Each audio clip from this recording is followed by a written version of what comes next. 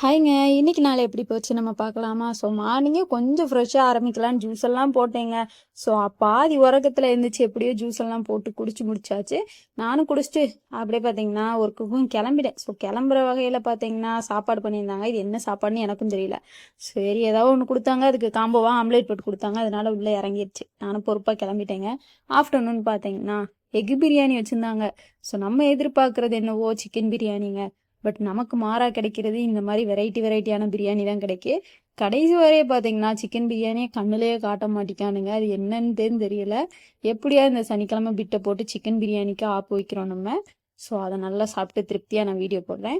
இப்போதைக்கு பார்த்தீங்கன்னா நமக்கு கிடைச்சது இதுதான். ஸோ அதனால இதை தான் பொறுப்பாக உட்காந்து சாப்பிடணும் அப்படின்னு. இதுக்கு காம்பினேஷனாக பார்த்தீங்கன்னா ஒரு எக்கு வேற இருந்துச்சு. சரி இன்னைக்கு ஒரு கூடி அப்படின்ட்டு நானும் உட்காந்து சாப்பிட்டுட்டு இருந்தேங்க. ஸோ சாப்பிட்டு ஒர்க்குக்கெல்லாம் கிளம்பிட்டு நைட்டு வரையில் ஒரு வித்தியாசமான ஒன்று வாங்கிட்டு வந்திருந்தேன். என்னன்னு பார்த்தீங்கன்னா புரோட்டா தான்.